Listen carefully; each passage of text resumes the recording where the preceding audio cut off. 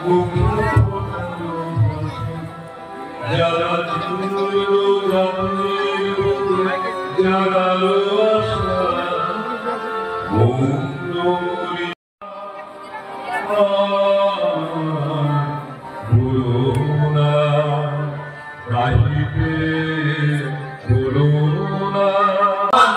11ই August শহীদ ক্ষুদিরাম বসুর 117তম আত্মবলিদান দিবস।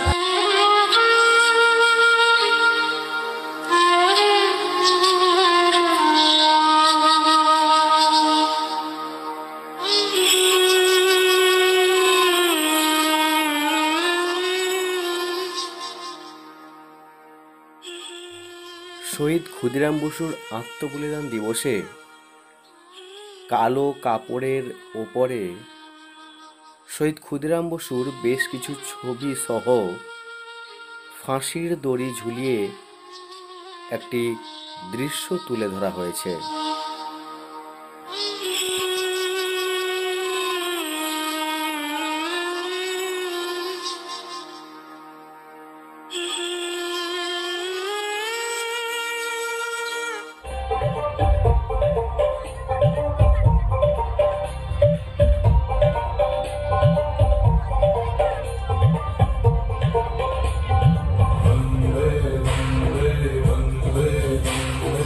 নমস্কার বন্ধুরা, আজ 11ই আগস্ট শহীদ ক্ষুদিরাম বসুর 117তম আত্মবলিদান দিবস। এই আত্মবলিদান দিবস উপলক্ষে আমি আমার বাড়ি থেকে 85 কিলোমিটার দূরে অবস্থিত মহবনী গ্রামে ছুটে চলেছি এই আত্মবলিদান দিবস উদযাপন অনুষ্ঠান দেখার জন্য। আজকের এই বিশেষ দিনটি সারা ভারতবর্ষে পালিত হলেও শহীদ ক্ষুদিরাম বসুর জন্মস্থান মহবনী গ্রামে কিভাবে পালন করা হয় সেইটা দেখার জন্য আমি ছুটে চলেছিলাম। প্রায় এক সপ্তাহ আগে পর্যন্ত এখানে এরকম কিছুই দেখতে পাওয়া গেছিল না। এত মানুষের সমাগম, এত ভিড় আমরা কিছুই দেখতে পাইনি। আজকে 11ই আগস্ট শহীদ ক্ষুদিরাম বসুর আত্মবলিদান দিবস পালন করার জন্য হাজারো হাজারো মানুষ উপস্থিত হয়েছেন ওনাকে শ্রদ্ধা জ্ঞাপন করার জন্য। বিভিন্ন মন্ত্রী থেকে শুরু করে এমএলএ সকলে এসেছিলেন আজকের এই অনুষ্ঠানে সামিল হওয়ার জন্য। শহীদ ক্ষুদিরাম বসুর মর্মর মূর্তিতে মাল্যদান ও পুষ্পার্ঘ্য অর্পণের মধ্য দিয়ে সাংস্কৃতিক অনুষ্ঠানের মধ্য দিয়ে আজকের এই বিশেষ অনুষ্ঠানটি পালিত হয়েছে।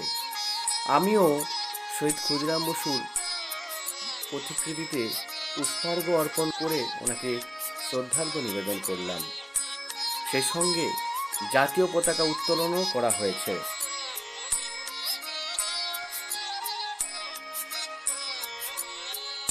ক্ষুদিরাম বসুর প্রতি আমরা প্রণাম জানাচ্ছি, শ্রদ্ধা জানাচ্ছি বীর শহীদ ক্ষুদিরাম বসুকে।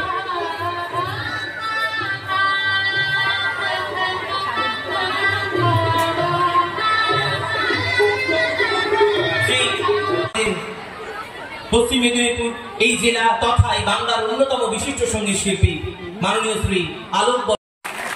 নমস্কার।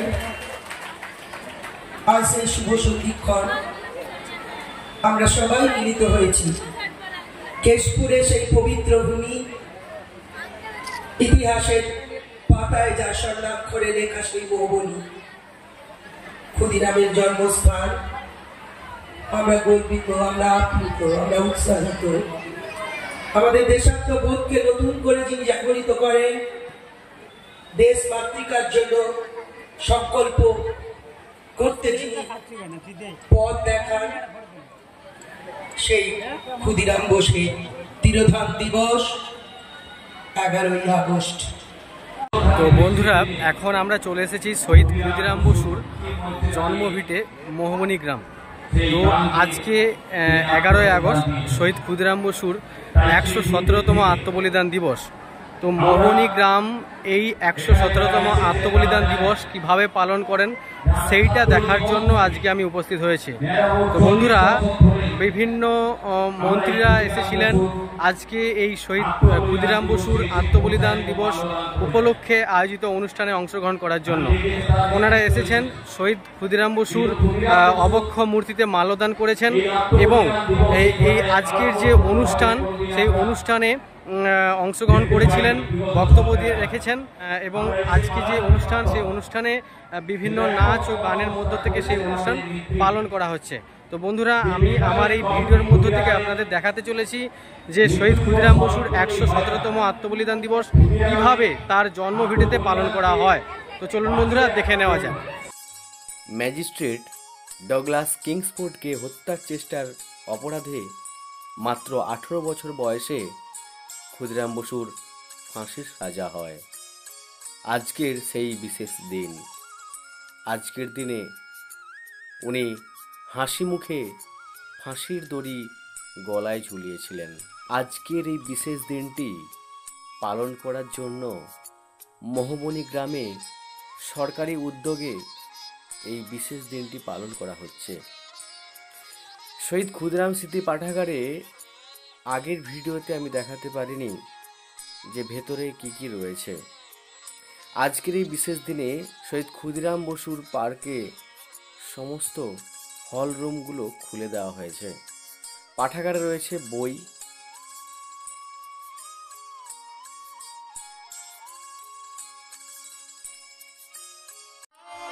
এই সেই ফাঁসির দড়ি।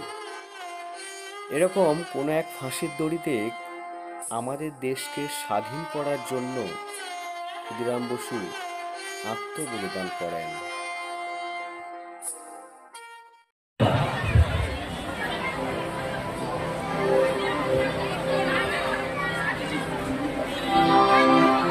वन्दे मातरम्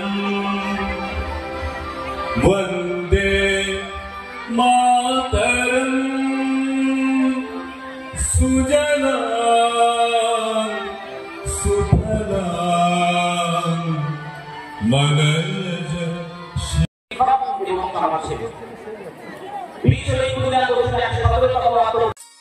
ক্ষুদিরাম বসু পার্কের প্রাচীরের চারিদিকে রয়েছে এরকম শত শত বিপ্লবীর ছবি ও কারুকার্য।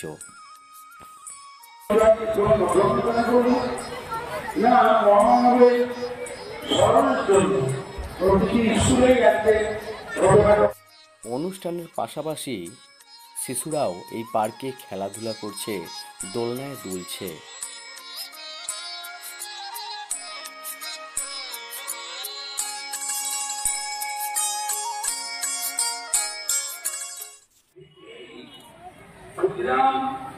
এই যে এলাকায় আমি আমার কথা শেষ করলাম। সকলেই ভালো থাকুন, সকলেই ভালো থাকবে, এই কথা বলে আমি আমার শেষ করছি।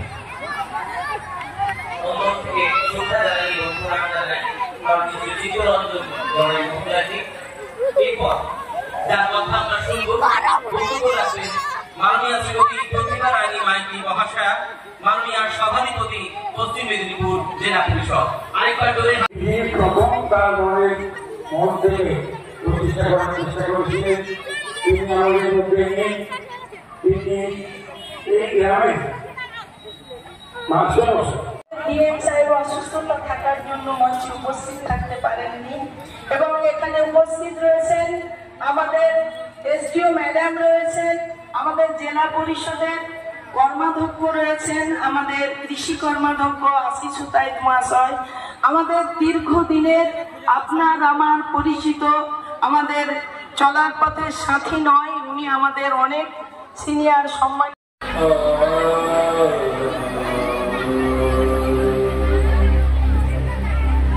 বাহুতে তুমি মা শক্তি, বাহুতে তুমি মা শক্তি।